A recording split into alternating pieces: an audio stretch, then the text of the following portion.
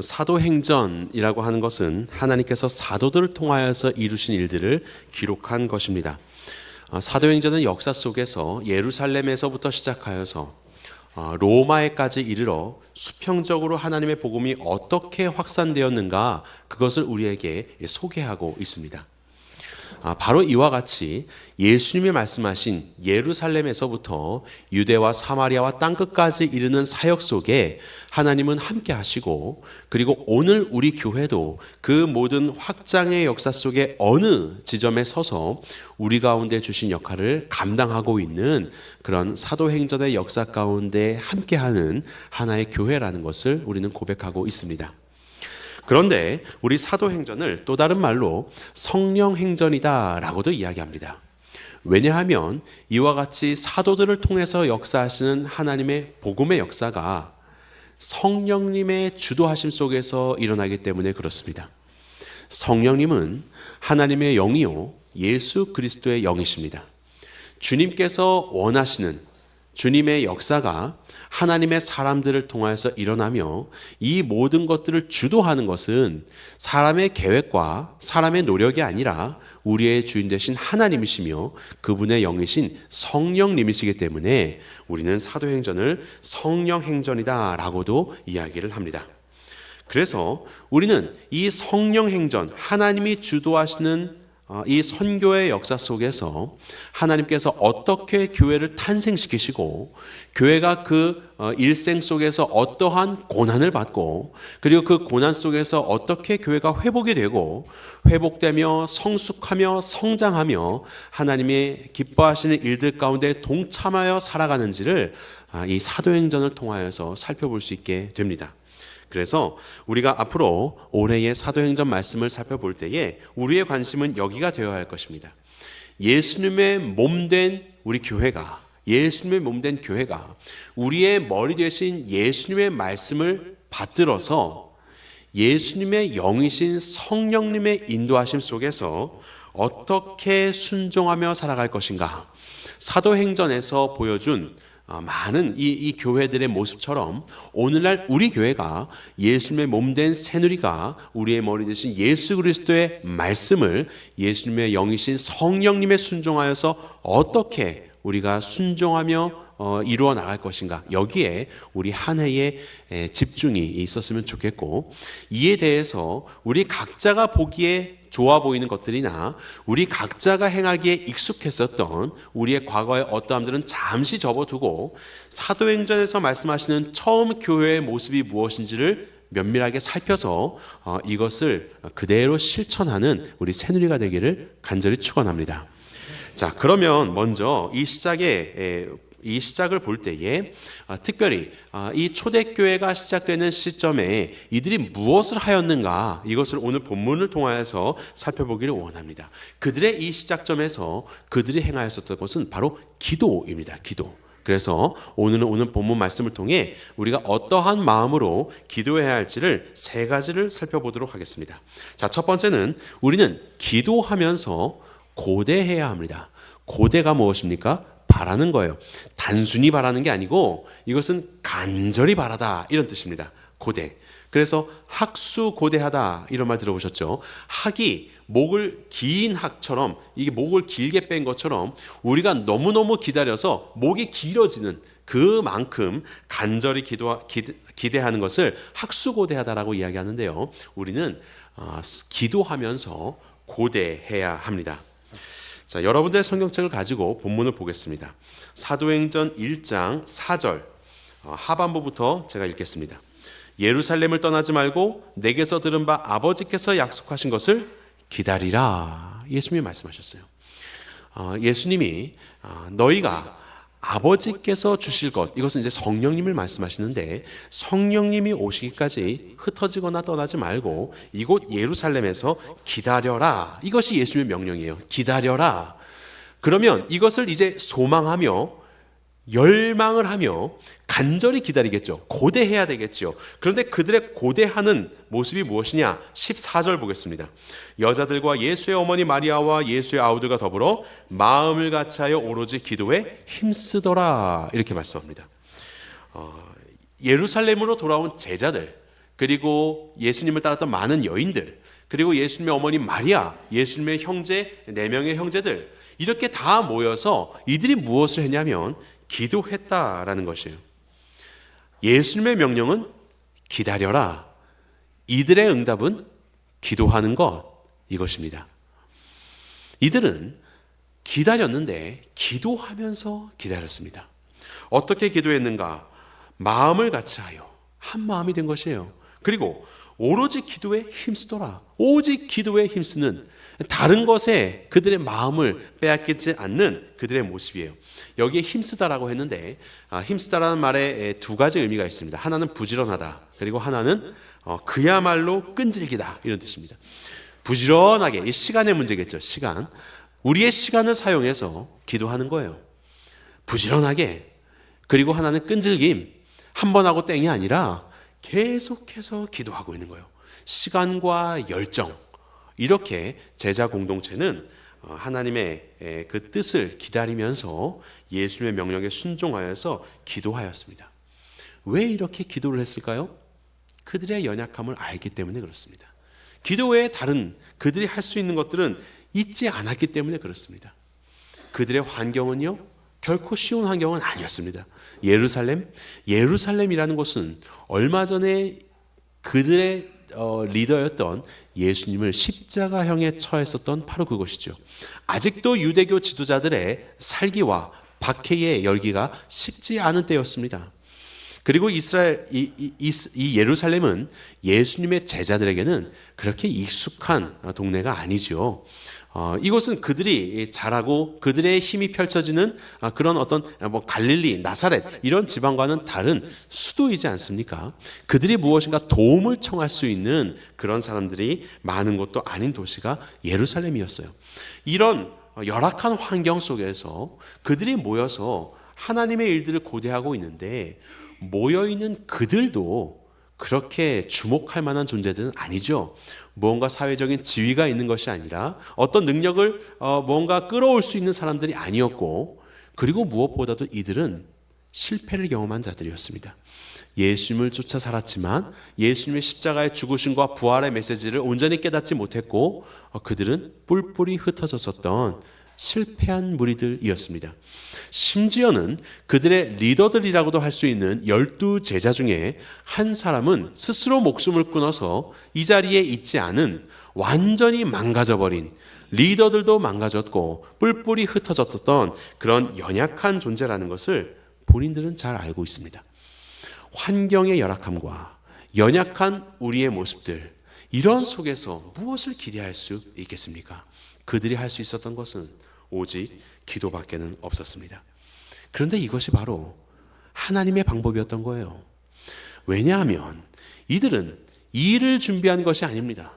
하나님의 새로운 일들, 하나님의 역사를 준비하고, 그래서 이것을 계획하고 어떻게 할지 논의하고, 이것이 아니었어요. 이들은 기도하며 그들의 마음을 준비했던 것입니다. 그들의 마음을, 하나님이 행하실 일들 속에 하나님의 마음과 하나가 되는 그 마음을 준비했었던 것이에요. 이것이 바로 초대교회의 시작의 모습입니다. 마가복음에 보면 이런 이야기가 있습니다. 예수님께서 어느 집에 들어가셨을 때 제자들이 조용히 예수님께 묻습니다. 어찌하여 능히 귀신을 쫓아내지 못하였나이까? 예수님께서 3명의 제자들과 함께 변화산에 가셨을 때 다른 제자들은 마을에 있었습니다. 그런데 이전에 이 제자들이 예수님으로부터 보냄을 받아서 막 그 복음도 전파하고 병든 자를 치유하고 귀신 들린 자를, 귀신을 쫓아내는 그런 사역을 했었거든요. 예수님과 3명의 제자들이 없을 때 이들에게 나온 사람들이 있었어요. 그래서 한 귀신 들린 이 아들, 그 아버지가 나와서 내 아들을 치료해 주십시오. 그래서 이 제자들은 얼마나 이게 자신감이 있었겠습니까? 이미 했었던 일인데요. 그래서 큰 소리로 명령하면서 귀신아 떠나가라를 했지요. 그런데 귀신이 떠나가지 않는 거예요. 망신살이 뻗쳐지기 시작하는 겁니다.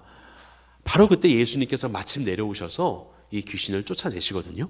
그리고 집에 들어갔을 때 제자들이 묻는 거예요. 어찌하여 우리가 귀신을 쫓아내지 못했습니까? 그럴 때 예수님이 이렇게 말씀합니다. 기도 외에 다른 것으로는 이런 종류가 나갈 수 없느니라 하시니라. 이 능력은요, 제자들에게서 생겨난 것이 아니라 이 말씀을 하고 있는 겁니다. 귀신을 쫓아내는 그 능력은 너희들을 통해서 내 아버지 하나님께서 주신 것이다, 이 이야기를 하고 있는 겁니다. 그래서 기도하여서 이 모든 능력의 근원인 하나님께 의지하고 하나님과 마음이 하나가 될 때 하나님께서 너희를 통해서 이런 놀라운 역사를 이루어내시는 것이다. 그래서 기도 외에는 이런 유가 나갈 수 없다라고 말씀하고 계시는 거예요. 제자들은요, 과거의 성공을 신뢰했습니다. 과거의 경험을 신뢰했습니다. 하지만 그들이 신뢰해야 됐던 것은 그들의 어떠함이 아니라 하나님이셨던 거예요. 하나님. 이미 실패했었던 제자들, 이미 그들이 받았던 수치와 이 망신과 이 굴욕, 이 속에서 그들은 배웠던 것입니다. 우리에게서 능력이 나오지 않는다. 하나님께 기도해야 한다. 그리고 이 기도의 교훈을 따라 그들은 하나님을 의지하며 하나님과 마음이 하나가 될 수 있도록 그저 무릎을 꿇을 수밖에 없었던 것이지요. 지금 오늘의 본문의 제자 공동체가 꼭 그러합니다. 그들의 어떤 능력 없는 것, 그들의 실패한 것, 이 현상, 이 상황을 우리가 어떻게 변화시킬 수 없다는 것 그들은 잘 알고 있었습니다. 그들이 할 수 있는 것은 오직 기도밖에는 없었던 것이에요. 이와 같이 혹 여기 계신 여러분들 속에서 혹 우리 공동체가 실패를 경험하고 연약함을 발견하고 우리가 감당할 수 없는 환경의 어떠함 속에서 변화시킬 수 없는 능력으로 인하여서 아픔 가운데 계시는 그런 분이 계십니까? 이럴 때는 그 수치와 망신 속에서 숨어 있는 것이 아니라 이때야말로 더욱더 하나님께 나아가야 할 때예요. 더욱더 하나님께 나아가야 할 때. 그래서 우리에게 주신 이런 모든 상황 속에 하나님이 무엇을 원하시는가, 하나님의 마음을 알아가기 위해 더욱더 무릎을 꿇고 나에게 있는 혹은 세상에 있는 다른 것 의지하지 않고 하나님만을 의지하며 기도하시는 우리 모두가 되어야 할 것입니다. 우리의 계획을 내려놓고 우리의 뜻 내려놓고 하나님의 마음과 하나가 되는 그런 기도하며 간절히 바라는 이들을 통해서 하나님은 당신의 역사를 시작하시는 것이에요. 자, 기도하며 고대한 이 제자 공동체 가운데 하나님은 이제 하나님의 일들을 시작하십니다. 두 번째 우리가 기억해야 할 것은 기도하며 사역하라입니다. 기도하며 사역하라. 하나님은 우리가 기도할 때 무슨 일을 해야 할지를 깨닫게 하십니다. 그러면서 사역을 시작해 하시는 거예요. 자, 본문의 21절 보겠습니다.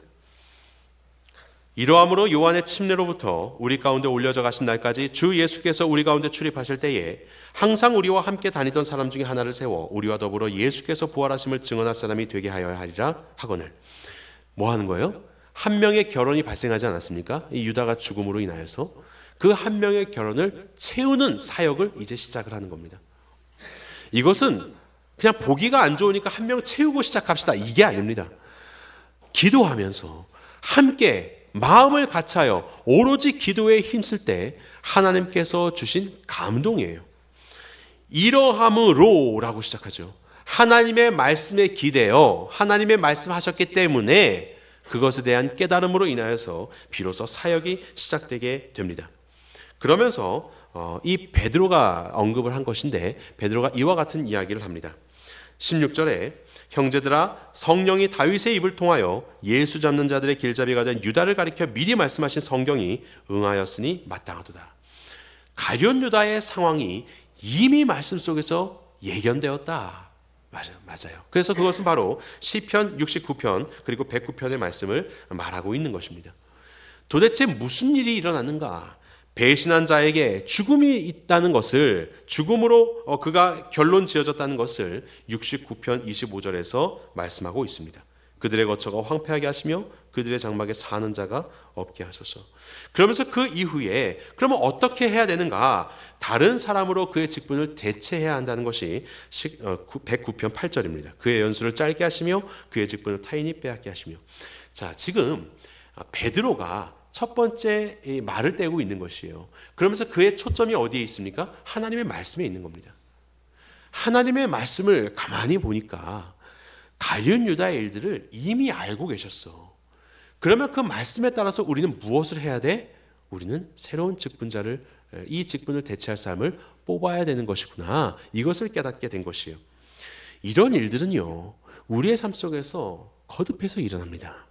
저와 여러분들이 하나님의 말씀을 묵상하고 그 말씀 앞에 깊이 기도하며 나아갈 때요, 하나님께서 우리에게 깨닫게 해주실 때가 있어요.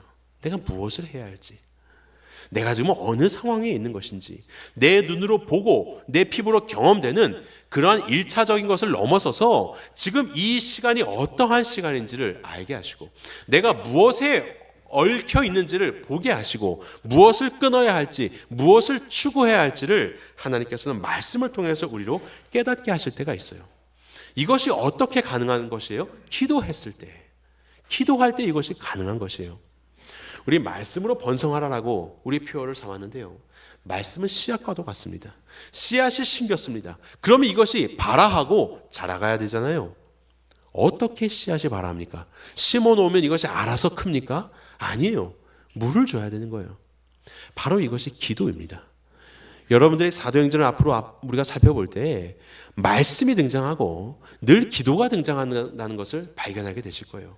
예수님이 말씀하셨기에 그들은 기도하며 기다렸고, 하나님의 말씀으로 인하여서 그들은 깨달아서 사역을 시작합니다.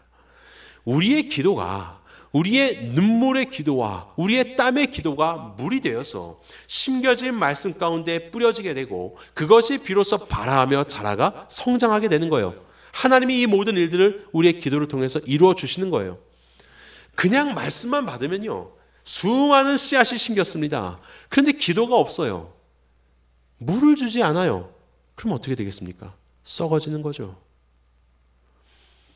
한 해 동안 사도행전 말씀을 시작한다고 말씀드렸는데, 사도행전 그거 몇 월부터 몇 월까지 했던 건데 뭐 이미 심겼어.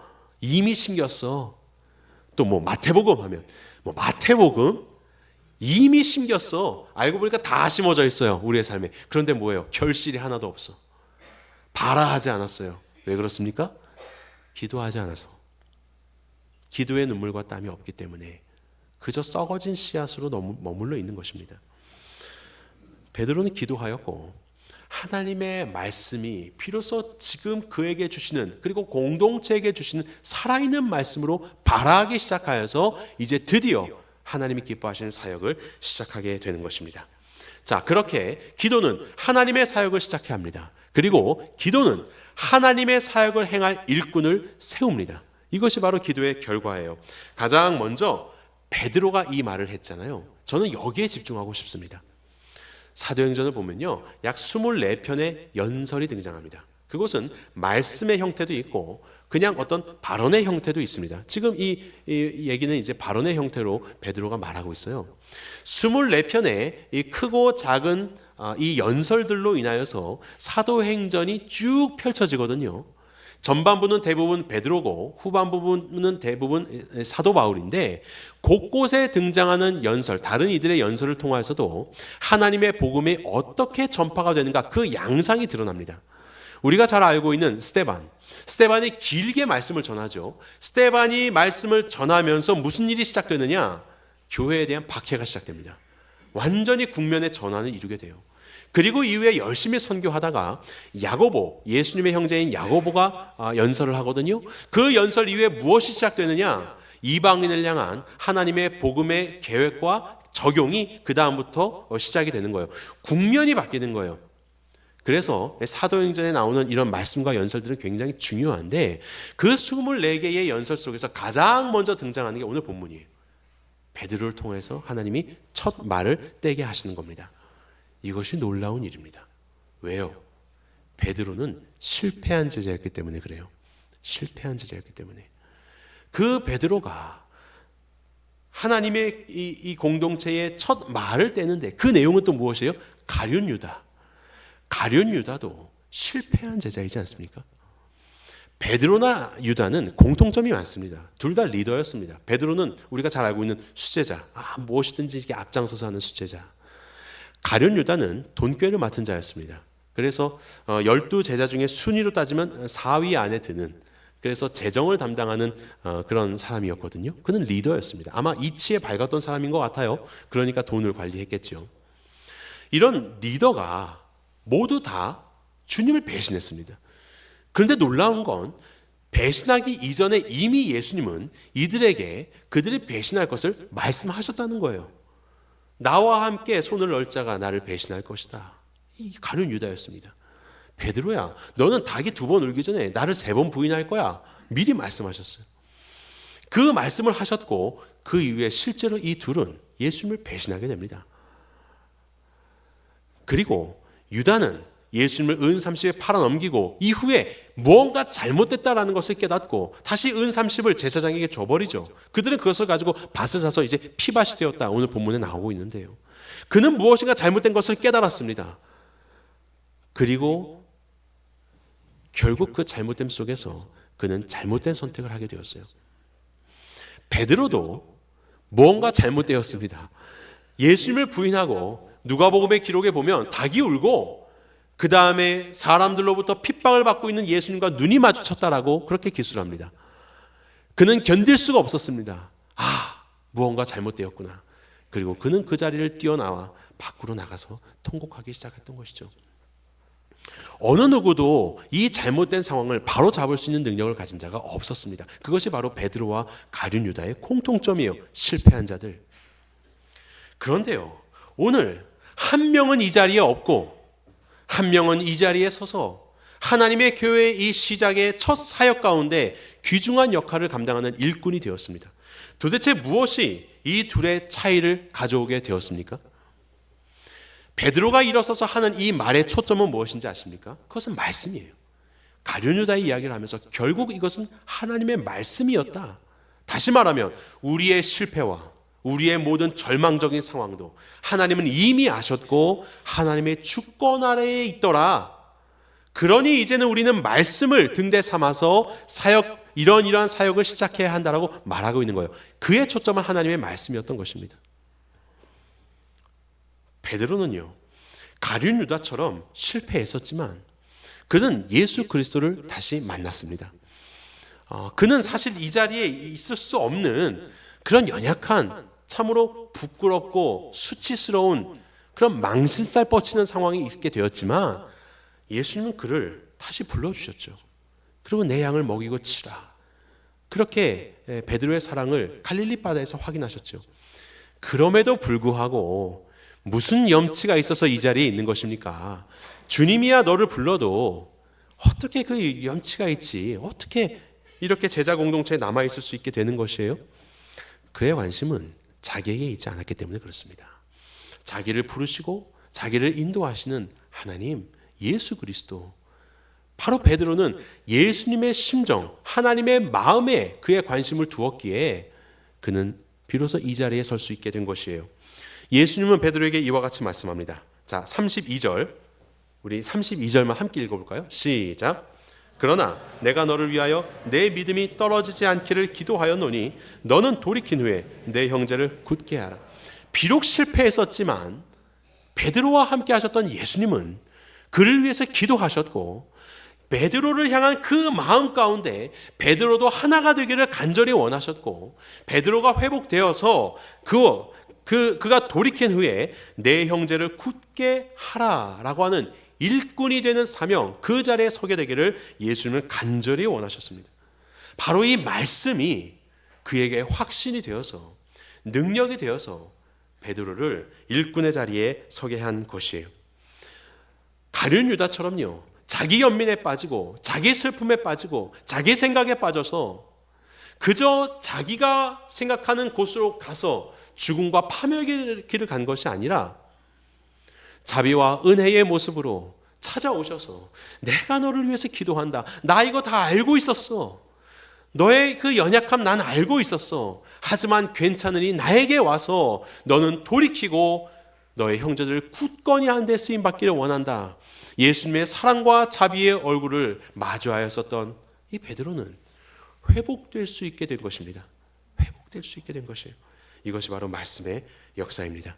하나님의 말씀이 내 안에 그 말씀으로 확증이 되고 유다처럼 자신도 하나님의 말씀에 예언이 있었고 모든 것은 하나님의 주권 아래 있었다는 것을 베드로는 깨달았을 것입니다.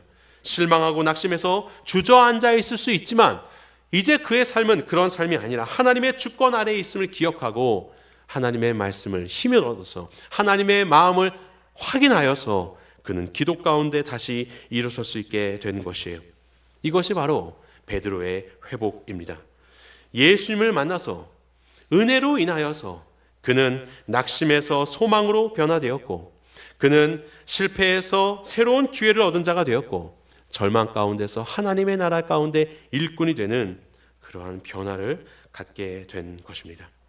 사도행전 전체 역사가 사실 이 역사입니다. 실패한 자에게 찾아오신 예수 그리스도, 기도 가운데 그리고 말씀 가운데 그분의 마음을 알게 되어서 다시 회복되어 일꾼이 되고, 그리고 또 다른 실패자들에게 찾아가 예수 그리스도를 증거하며 하나님 나라를 확장시키는 바로 그 역사, 그것이 바로 베드로에게서 시작이 되었고 하나님의 제자 공동체 통해서 시작되었고, 오늘 우리에게도 이것은 계속해서 역사하고 있는 것이에요. 기도는 하나님을 의지하는 것이라고 말씀드렸습니다. 하나님의 마음을 알아가는 것이라고 말씀을 드렸습니다. 우리가 하나님의 마음을 알아갈 때 우리는 회복될 수 있는 것입니다. 우리는 회복되어서 우리가 마땅히 서야 할 그곳에 비로소 설 수 있게 되는 것이에요. 그래서 우리는 잊지 말아야 합니다. 기도하면서 사역해야 하는 것이에요. 기도하면서 사역하는 것. 그때 하나님의 사역이 시작될 수 있고, 우리가 마땅히 서야 할 그 일꾼의 자리에 하나님이 원하시는 모습으로 설 수 있게 되는 것입니다. 세 번째로 우리가 가져야 할 기도의 자세는 바로 순종입니다. 순종. 기도하며 순종하셔야 합니다. 기도하는 교회는 하나님의 마음을 알기에 순종할 수 있습니다. 베드로의 제안으로 인해서 이 제자 공동체는 이제 결혼인 한 명의 사도를 뽑습니다. 그의 기준은 그렇습니다. 우리와 함께하던 자 중에서 예수 그리스도의 부활을 증거할 사람을 뽑자라고 합니다. 그러면서 본문의 24절 보십시오. 그들이 기도하여 이르되, 이렇게 하죠. 제비를 뽑았는데 이 모든 과정을 그들은 기도하면서 사역을 했다는 것을 알게 됩니다. 기도하면서. 합리적인 기준에 맞는 사람을 뽑았더니 두 사람이 뽑힙니다. 그리고 그들 중에서 이제 제비를 뽑았습니다. 자, 그런데 두 사람을 보니까 23절에 이렇게 소개합니다. 그들이 두 사람을 내세우니 하나는 바사바라고도 하고 별명은 유스도라고 하는 요셉이요, 하나는 마띠아라. 이렇게 두 명의 후보를 소개합니다. 이거 너무 편파적이지 않습니까? 요셉은 바사바, 유스도, 요셉이라고 안 그래도 처음 소개하면서 이렇게 자세하게 설명하고, 마띠아는 그냥 마띠아 하나로만 소개를 하고 있어요. 이거 누가 보더라도 굉장히 편파적인 그런 후보의 소개라고 볼 수 있습니다. 요셉이라는 말은 히브리식의 말이거든요. 히브리. 우리가 그 구약에도 보면 요셉 등장하지 않습니까? 요셉, 히브리식의 이름입니다. 그리고 바사바라고 하는 것은 헬라식의 이름인데요. 바사바, 사바의 아들이란 뜻이에요. 이것이 그 어떤 안식일, 사바스, 안식일의 아들인가? 이런 이제 생각을 하게 되는데, 어쨌든 이것은 헬라식, 그리스식의 이름입니다. 그리고 이 사람의 이름은 유스도도 소개되고 있습니다. 유스도, 이것은 라틴어인데 이것은 로마식의 이름입니다. 그러니까 요셉에 대해서 소개하면서 원래 있었던 히브리식의 이름과 그리고 헬라식의 이름과 로마식의 이름을 함께 소개하고 있어요. 물론 오늘도 우리가 한국어 이름을 갖고 있지만 때로는 영어 이름을 쓰거나 프랑스어 이름을 쓰거나 중국어 이름을 가지고 계신 분이 있지요. 당시의 유대인들도 이렇게 자기 이름이 있고 로마식 이름을 쓰고 이런 이제 이름을 가진 자들이 있었는데요.